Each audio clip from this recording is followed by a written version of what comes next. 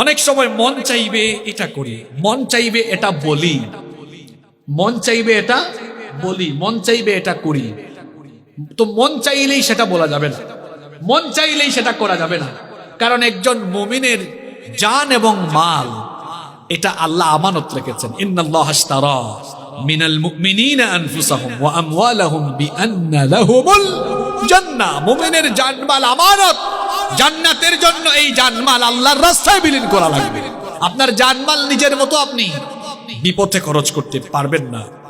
ফজরের সময়, এখন ঠান্ডা পড়ছে না আপনাদের এলাকায়? ফজরের সময় খুব ঠান্ডা পড়ে না? খুব ঠান্ডা। ওই সময় মুয়াজ্জিন মসজিদে বলতেছে, হাইয়া আলাস সালাহ, হাইয়া আলাল ফালাহ। নামাজের জন্য আসুন, কল্যাণের জন্য আসুন। এরপরে বলতেছে আসসালাতু খায়রুম মিনান নাওম। মানুষ আপনারা যে ঘুমাইয়া আছেন, উঠেন ঘুমের থেকে নামাজ।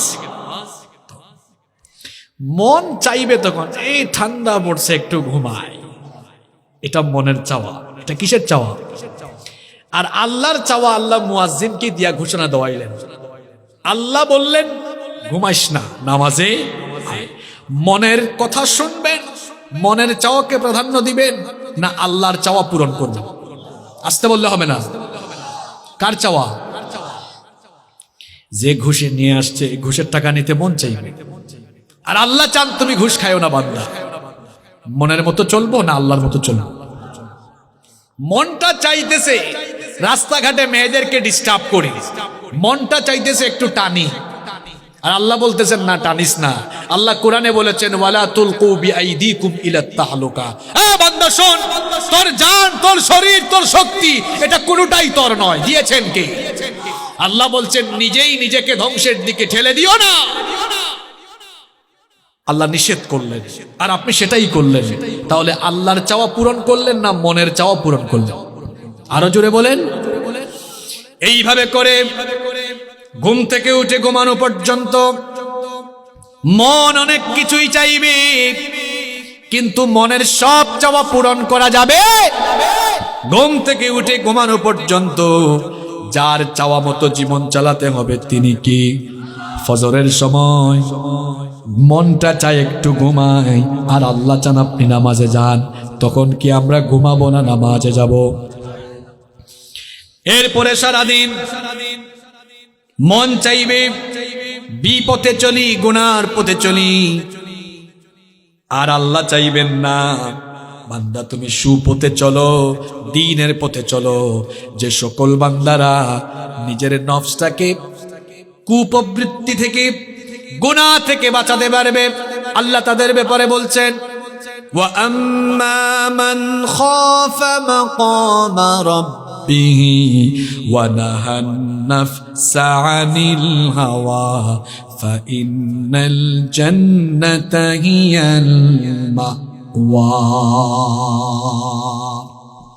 আর যারা রবের সামনে দাঁড়ানোকে ভয় করে, অর্থাৎ আমার আল্লাহর সামনে আমি দাঁড়াবো, আমার আল্লাহর সামনে আমাকে হিসাব দেওয়া লাগবে, এটা যারা মনে প্রাণে বিশ্বাস করে নিজেদের নফসকে যারা কুপ্রবৃত্তি থেকে, গুনাহ থেকে বাঁচাতে পারবে, আল্লাহ বলছেন ফাইন্নাল জান্নাতা হিয়াল মাওয়া, জান্নাত হবে ওই সকল মুমিনদের ঠিকানা। তাহলে আমরা জান্নাতে যাওয়ার জন্য, শয়তানের ধোঁকা থেকে বাঁচার জন্য নফসের গোলাম হব না আল্লাহর গোলাম হব? আসতে বলবেন না জোরে বলেন, নফসের গোলাম না আল্লাহর গোলাম হব? পারবো তো? সবাই বলেন ইনশাআল্লাহ। কয়টা বলছি? চারটা। নাম্বার 5, শয়তানের ধোঁকা থেকে, গুনাহ থেকে, পাপ থেকে বাঁচার জন্য 5 নম্বর যে আমল করবেন, একা একা বেশি থাকবেন না। ওই যে একটা প্রবাদ আছে না, অলস মস্তিষ্ক শয়তানের আড্ডাখানা। একা একা থাকলে শয়তান এসে ধোঁকা দিবে। একা একা থাকবে, পাপের চিন্তা বেশি মাথায় আসবে। এখন আমি এমন কিছু কথা বলবো অনেকের জীবনের সাথে এগুলো মিলে যাবে। রাতের বেলা একা ঘুমাইলে শয়তান এসে বেশি আপনার উপর ভর করবে, বিভিন্ন শয়তানি চিন্তা মাথায় আসবে। কিরকম? একা ঘুমাইছেন, শয়তান যে কত কিছুতে প্ররোচনা দিবে। একটু ফোনটা হাতে নেয় না, ফোনটা হাতে নিয়ে একটু ইউটিউবে যা, একটু আজে বাজে ভিডিও দেখ, কারণ এখন তোর রুমে কেউ নাই, আব্বু আম্মু নাই, ভাই বোন সবাই যার যার রুমে, তুই এখন একা। সুযোগ আছে না নাই?